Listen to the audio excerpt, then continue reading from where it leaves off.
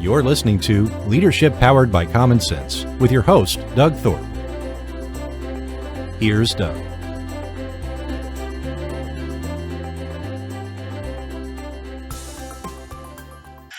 Well, hello again, everyone. This is Leadership Powered by Common Sense. I'm your cruise director, Doug Thorpe, and it's a pleasure to be back with you today.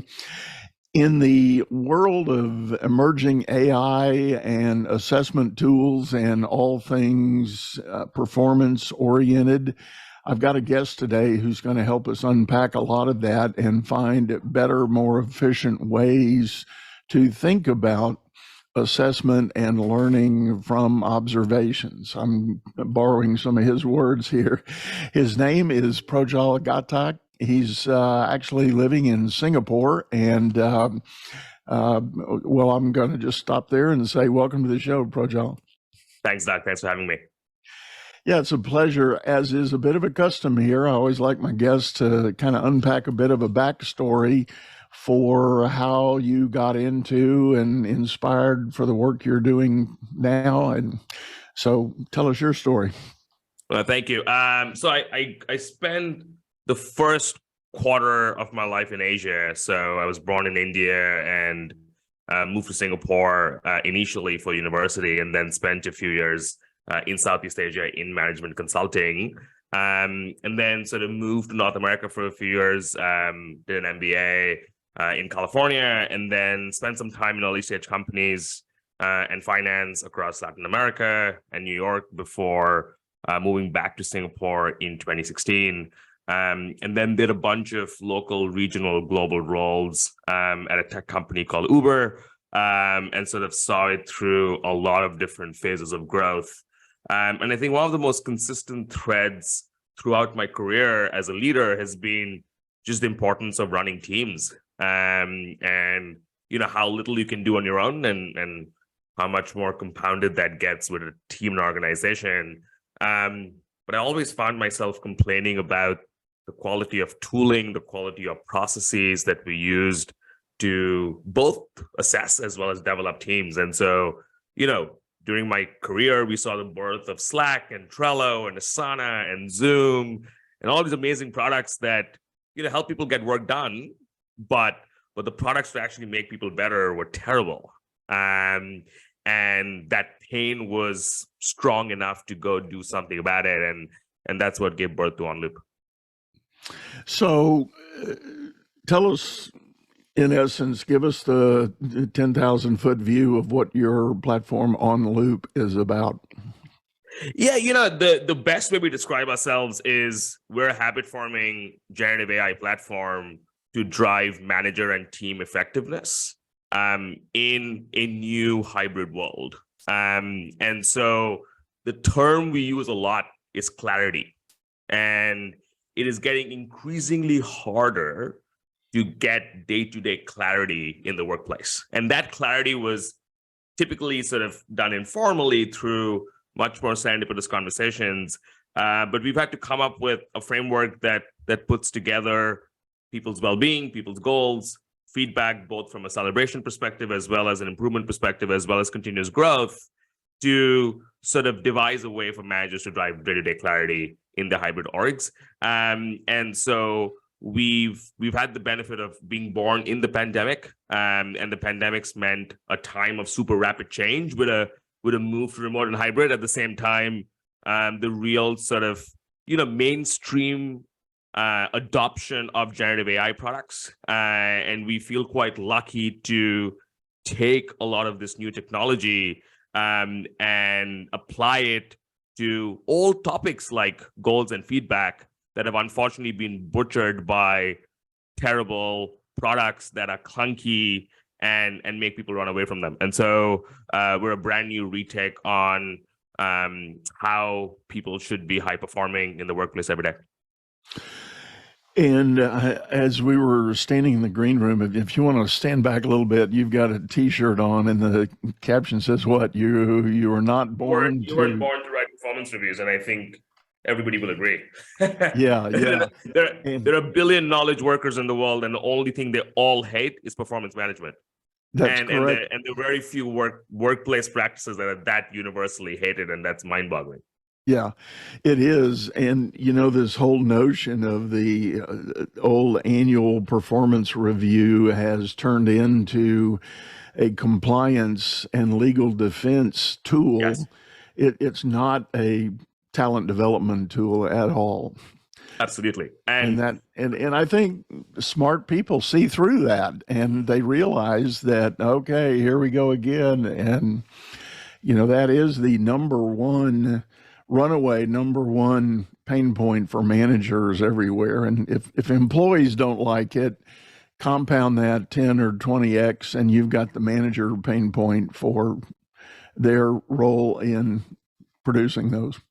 no, you're totally right. And I think in a world where people were in the office 5 days a week, leaders got away with poor products and poor processes by doing the team development work more informally. But in a hybrid world, it is that much harder to do it without good technology.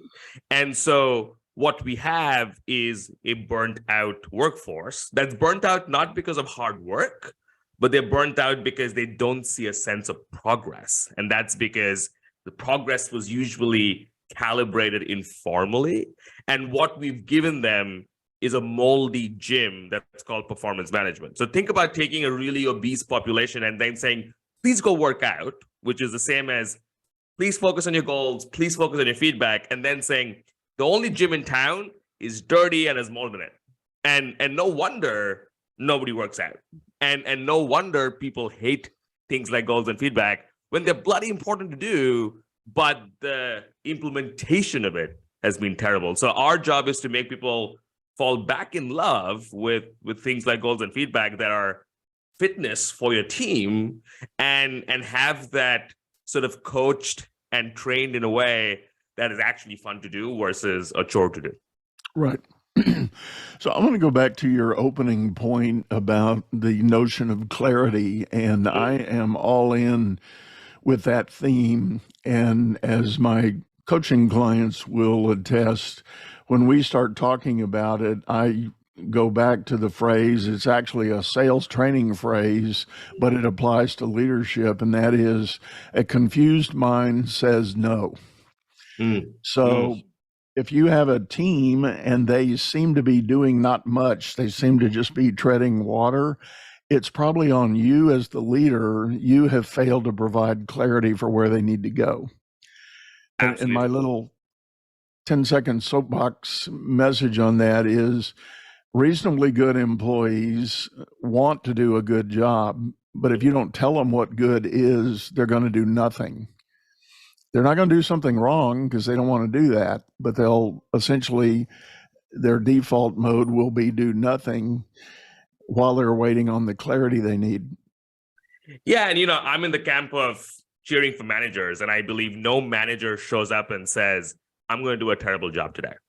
There's not a single person who does that. But it is overwhelming and difficult to keep track of all of the things you have to, especially if you're leading larger and larger teams.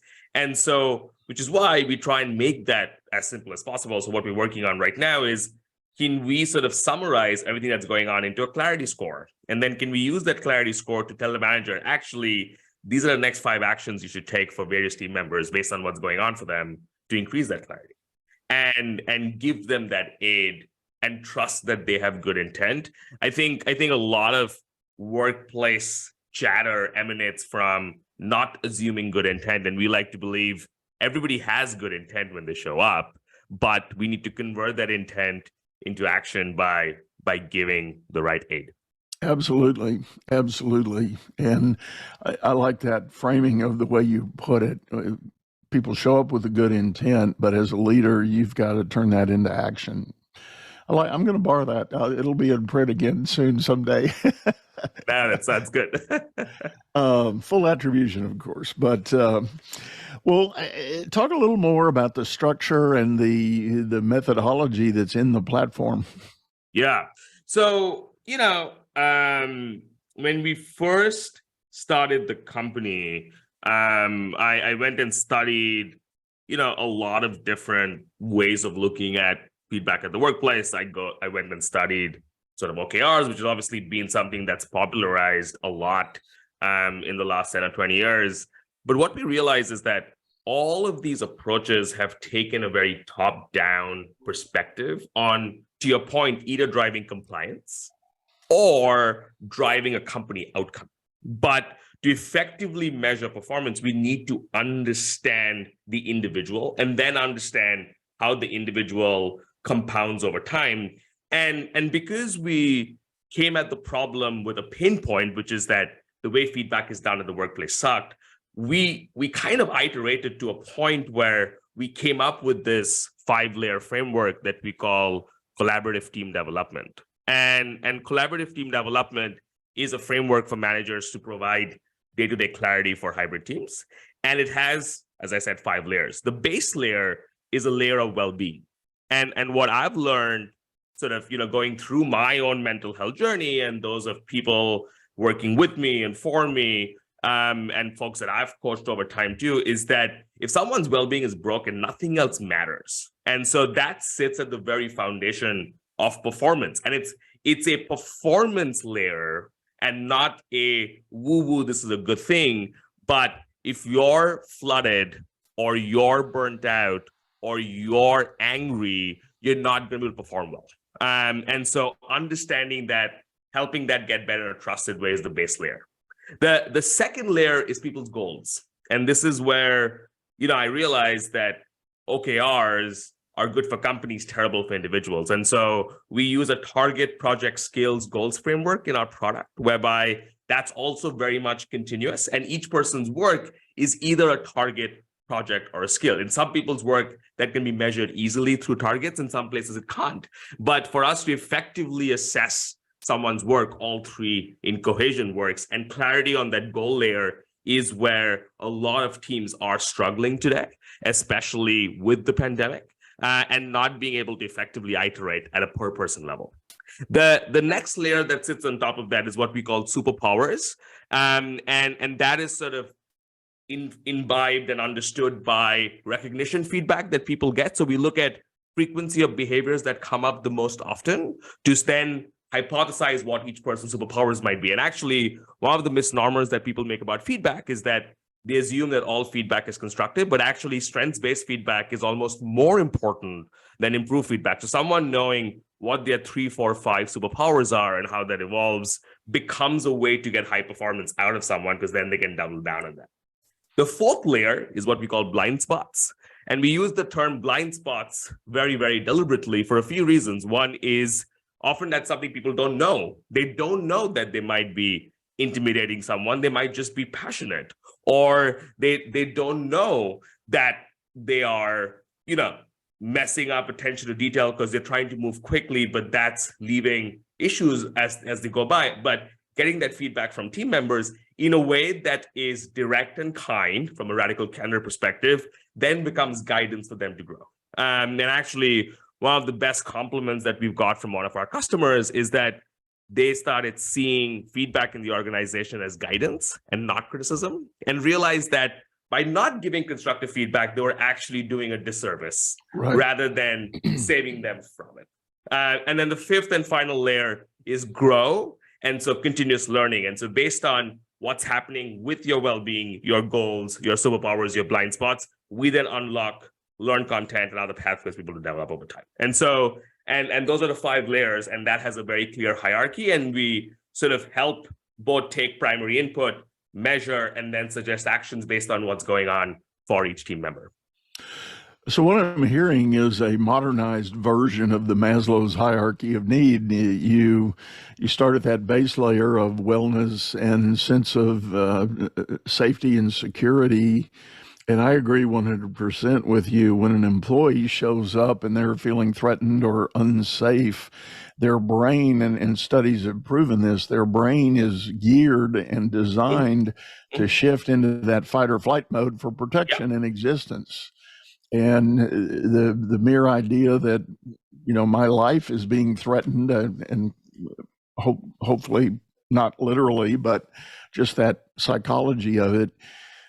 The studies tell us that the blood flow in the brain leaves the frontal cortex, and that's where your work happens. So they are metabolically not able to work when they're having problems at that level. And it is so important for leaders to gauge that and sense that periodically, because the reality is we all go through those seasons. Totally.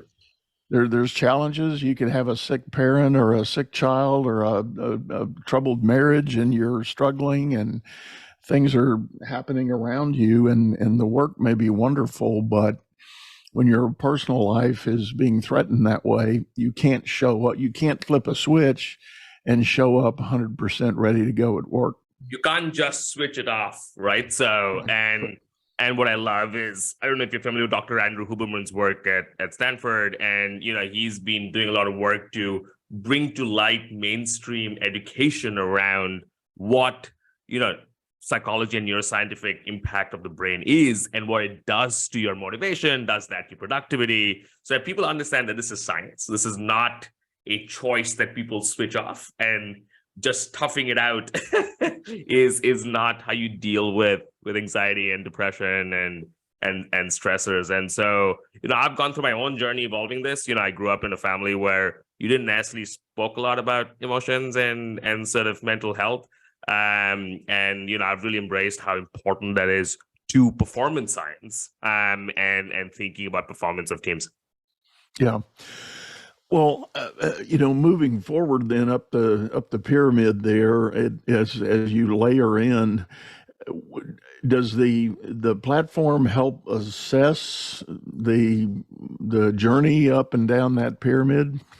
Yeah, and so I tell people OnLoop's an opinionated product. It has an opinion of what is right and what is wrong. So, for example, we think that people having up to 8 goals and 3 high priority goals is optimal, right? And that means that they're stressed the right way. Now, if it's lower than that, that's not 0, but it's somewhere in between. Now, if someone is updating their medium priority goals and not their high priority goals, that's also suboptimal, right? And so what we try and do through the clarity score is get much more granular around, pushing people to where they will have the most impact and sort of nudging them a little bit in that direction and helping to keep track of where the focus should be.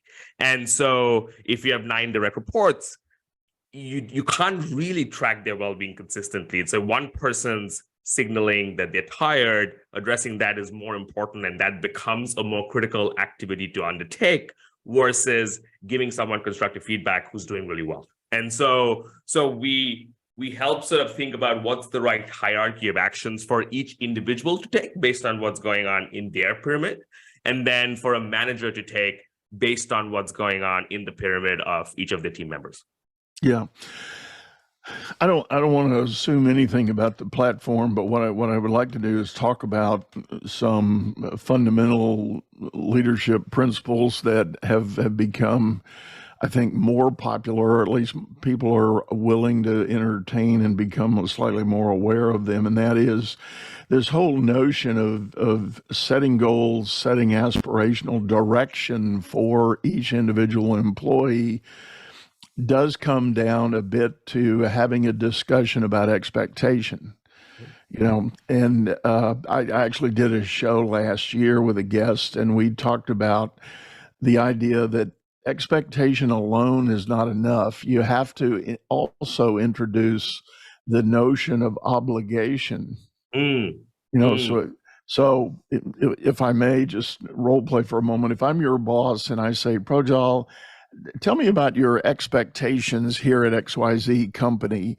What is it you think you're wanting to achieve? And generally employees can, with enough prompting and enough opportunity, they'll tell you that. They'll have that answer. But then if you add to it, okay, I can embrace that. What's your sense of obligation? What do you think you need to do to make that happen? That's a discussion that does not happen in most places. So I'll share something with you, and maybe this will sound radical, maybe it won't. Most companies use an expectations-based rating scale, which I think is the worst, and nobody should use it. And because it is incredibly subjective, and it's no way you can mash everyone's expectations together to come to a good place. So the system I actually use at our company is based on what I call a replacement cost, right? So if team member A was to leave the company today, what is my assessment as CEO in a smaller org, but over time, a committee's assessment of what would be the replacement cost of replacing this person? Is that less than 1x? So this person leaves, they can be replaced with someone who holistically costs less to the company. That might be cash, might be benefits, might be equity, might be the cost of hiring.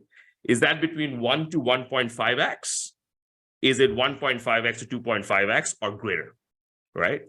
And that's really what we ought to be measuring is, am I getting value back for this person, right? And are we net positive by spending time, resources, energy on having this person in the company?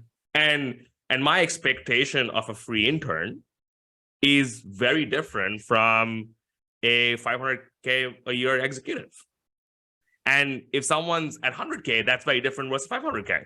And somehow compensation and cost doesn't necessarily always jive into this expectation scale. Although people might be at wildly different compensation, different locations, different sort of levels, etc. And so I think the obligation for every person is to at least pay back what the company's spending on them, right? So at least give me back that value. And everything top of that is aspirational and greater. If someone's not giving back 1x value, they shouldn't have the job. Right. Do you agree? Do you disagree? What are your thoughts? I agree, and it runs consistent with another principle and premise that a good friend and colleague of mine, a very well experienced CEO, and multiple instances of taking companies, turning them around, getting them sold for higher multiples.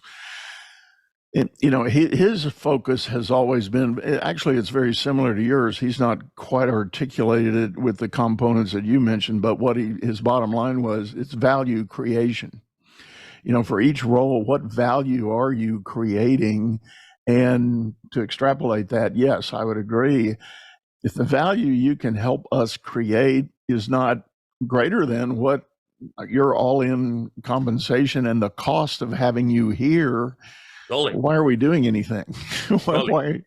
And that value, unfortunately, in many companies gets tied back to a hard number or something can be measured, and which is why that value is targets, projects, or skills. So today, if someone goes and learns prompt engineering for 6 months at our company and delivers nothing, that person's value is 2x of replacement cost if they're bloody good. Right. And so the fact that we're going and picking up that skill for 6 months is actually massively valuable for the organization, but that doesn't fit typical goal frameworks. And so how we measure each person's work also becomes critical so that we can effectively see where value is getting created versus the people who are playing visibility politics and taking advantage of eloquence bias and sort of taking on the shiny thing. And all of the training on DEI will get people nowhere unless we change certain practices at its root, which changes how we measure work, how we see people, how we then reward them.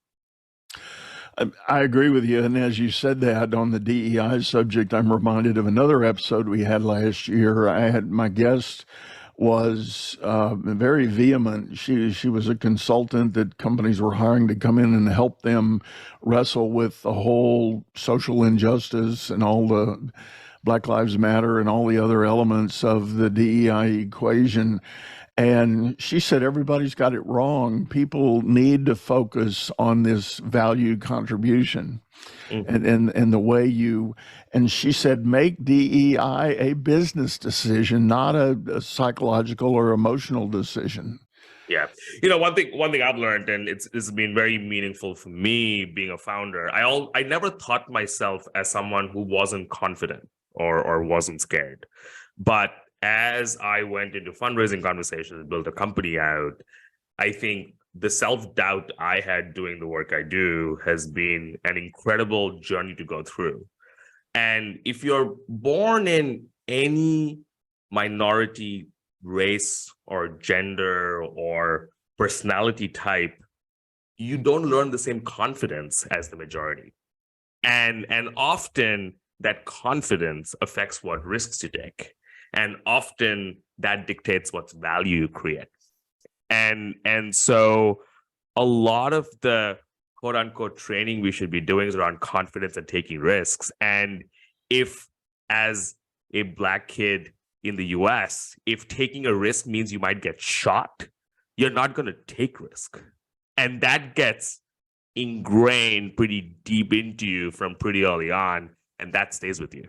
And so, I think that it is incredibly important to think about culture and the impact of how society runs. But I think we often do the skim value of checking the box and doing virtue signaling than actually solving things at the core. And which is why I feel lucky that I go through my own journey and then I'm able to then turn it around and hopefully help others through that too. Yeah. Well, and I agree with you totally there. The thing that is at fault systemically in most companies is that check the box mentality about review and assessment. Yes.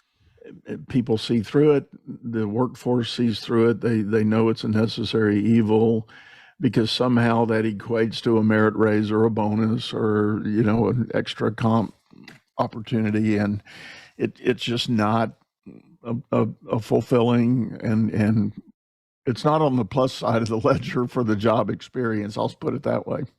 Totally. What I'm always curious with a solution like this, how do you enter into what are some of the early discussions with a company? How do they typically unfold? Yeah, so one thing that we've taken a bit of a, let's say, contrarian or a different approach on is that we think that the customer is the leader of an org. So anyone that runs an org more than 30 people is our customer. Everybody around him or her is a stakeholder, including HR. And so we will happily serve CEOs of a 50-person startup. We will happily serve VPs at Beyond Meat that run a 40-person org, and we actually do. We will happily serve the MD of Asia of a larger company that runs a part division. But for us, that leader's pain is the pain we're solving, and I can't solve that pain through proxy. So I like sort of walking into orgs and feeling like a doctor in terms of like what we can fix. Now I can't go to IT or HR and sort of do surgery on a patient through proxy. And so for us, we really believe that sort of working with the leader of the org, irrespective of function or size, is most important. And then showing transformation with that org as a proof point, if that exists within a bigger company, right? So if it's a full company, it's a full company. But if it's a bigger company, then really running sort of a quarterly prism process to show how we can replace the old school systems. And literally every performance review is 3 forms, right? What this person did well, what they could do better, what goals did they achieve. So we can go and implement our own process and streamline that end to end. And people can copy paste the results from our work into whatever form they're filling in whatever system they're filling. And so, we're very, very end user focused. And we believe that the only way we change this once and for all is by building products maniacally for the end user. And so when you build for a functional user, you serve the functional user first, and that person has different needs versus the end user. Yeah. I can't help but think, and I'm glad you spoke of that idea that if you're working with a leader that's part of a much bigger org, but his org is 30 plus. I had a chapter in my coaching working with a very large global brand who had a program. The CEO had a great vision. He basically challenged the company and said, we're a 100-plus-year-old company. We have too much of an old, staid, bogged down in tradition, command and control. That's not going to be the environment that the generation of the next 20 years is going to want to work for. We need to change, and that change has to start now. So they embarked on a 2-year study of things and evaluations of how to shape a new culture. They did a lot of work, spent millions and millions of dollars getting this thing implemented, training of managers and sharing with work teams, et cetera. And it started evolving and actually started taking root. And you could see nice little healthy blossoms coming up of positivity related to this initiative. 364 days into it, they execute their annual review process. And guess what? They hadn't modified that. And the artifact of the past, that system was a forced ranking system. Yeah. And that meant the person that had been doing all this wonderful work under the new framework, now out of a group of 10 people, there was a 1 through 10 ranking, and 10 meant you were not good. It was the inverted ranking, and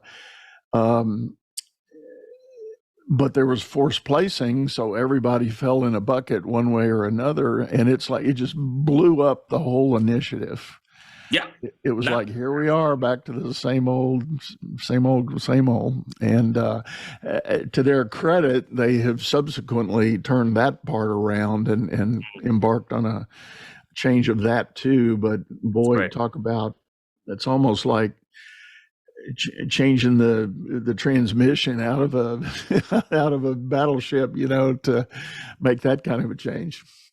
No, it's like when companies go through digital transformation and it takes 10 years, right? So it's like the new thing's going to take 10 years to implement. I'm like, well, if the thing's that good to transform you, it shouldn't take 10 years to implement. But unfortunately, people have different incentives on how they structure work and how things evolve. And so ultimately we're all slave to the incentives that we have.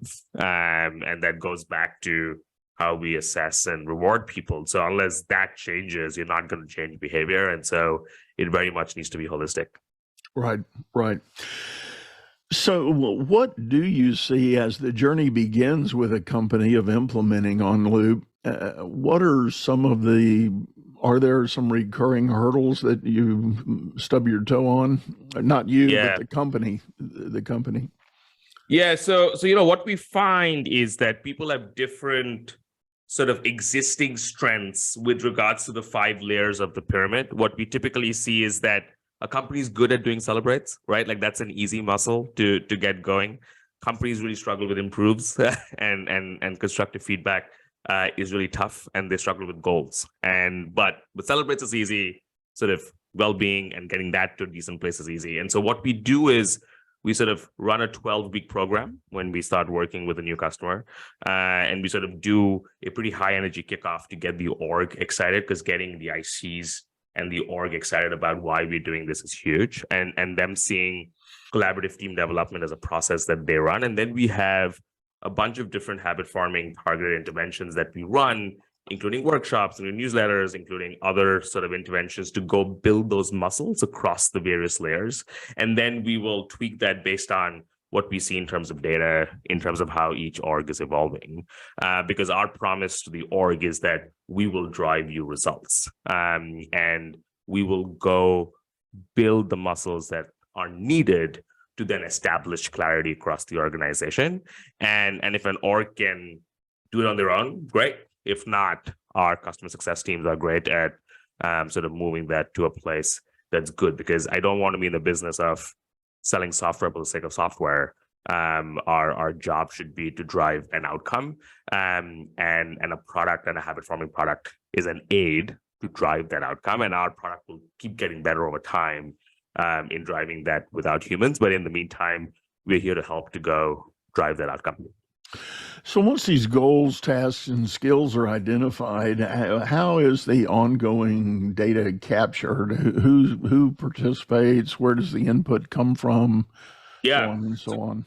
So that comes, so goals can be public or visible to a manager or to private. So if it's a public goal, actually everybody can contribute to it. So if you're trying to work on attention to detail, then every time you do something good about it, others can celebrate you on that particular skill as well. If you're working on a project, people can then capture towards that as an individual or a manager. So that's also very much a compounding, always on process, and every capture you make in the app, be it a celebrate or an improve, can be compounded towards a particular goal. And we think a lot about what the various visibility layers are of what's visible to who, to then dictate how things add up over time.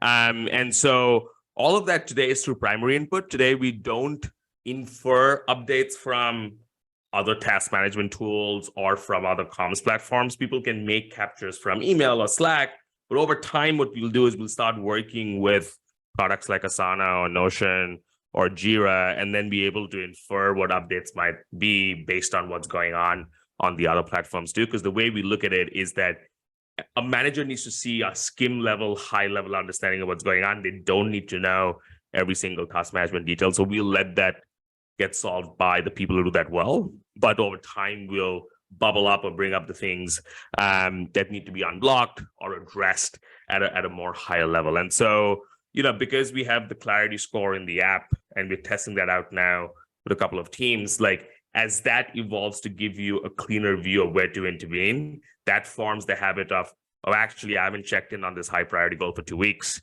I should either work on it or put in a quick update. And so the app helps you also keep track of what's going on across sort of various initiatives. So I get the idea that each individual employee is going to sort of go in and report out on their own effort and their own observation of how and what they're doing. Mm-hmm. But is there also independent input from other team members, peers, stakeholders, et cetera? Yeah, so it's 360, right? So now, for a particular project that someone's doing, the individual's probably better updating it. But for example, if someone's trying to develop a new skill, others can give feedback. Managers can also request feedback from folks. And so it can be both push and pull if there isn't enough diversity of data points to run it. And so when we run the Prism review at the end of a quarter or a half, there's a self Prism that's generated based on inputs the individual has, and then there's a manager prism that's generated based on the input that the manager has, and then that drives the right conversation. And so ideally, all things happen through push, but often improved feedback, for instance, doesn't happen through push. In that case, you need to request and pull it, and that can be from the individual or the manager. Got it.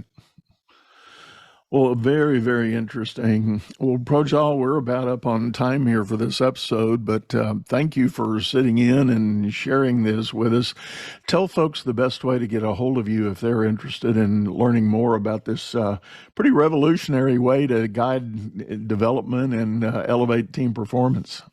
No, thank you. So on LinkedIn, I'm Projjal Ghatak, so that's Projjal, and my last name's Ghatak. If you search for OnLoop, you should be able to find me as CEO. I'm also on Projjal at onloop.com. And if you go to onloop.com and press any of our CTAs, either me or someone from the team will get back to you for sure. Oh, that's great. Well, again, one last time, thank you for sitting in. This is really an interesting body of work. And anyone that's been a manager of one of those orgs that you're talking about knows the pain of trying to figure this out and create objective analyses of giving people feedback so they can develop. And again, assuming that's all in good spirit and you don't want to run your whole organization on negative accountability reporting, it's carrots and sticks, right? It has to be a combination of both. And right. And ideally carrots work, but if carrots don't work, sometimes you need sticks too. Absolutely. Well, very good. Well, folks, we're going to wrap it up. I do want to take a minute. I always like to remind people that we've got a video version of this show over on YouTube, channel by the same name, Leadership Powered by Common Sense. Hop over there. And I real quick want to make a short announcement about a new release of my latest book. And I see my green screen's wiping it out. It's called the Exit Strategy Handbook. The word exit on the book is in green, and that's why it's getting wiped out by the by the image point here. It's a book I put together in collaboration with some colleagues. Our heart was taking a look at business owners we know who are struggling to figure out an exit strategy. Then data tells us there's a huge phenomenon getting ready to happen. They're calling it the largest transfer of wealth in the history of mankind. Baby boomers are getting ready to cash out on the businesses they've built. And it is a phenomenon that is ever present and growing. But what my book does is give you a roadmap. There's about 9 different options of what you might want to do in considering having that payday. It's not just about finding a buyer. There are other things you can do, and the book talks about that. So hop over to Amazon. It's called the Exit Strategy Handbook, and you can grab a copy, and hopefully that'll help you in that long-range planning for what you want to do with your business. So with that, we're going to sign off, say goodbye, and wish you a great day. Go out there and make a difference. Thanks, Doug. Have a good day. You've been listening to Leadership Powered by Common Sense, hosted by Doug Thorpe. If you would like to know more about the coaching and advisory services he provides, visit dougthorpe.com.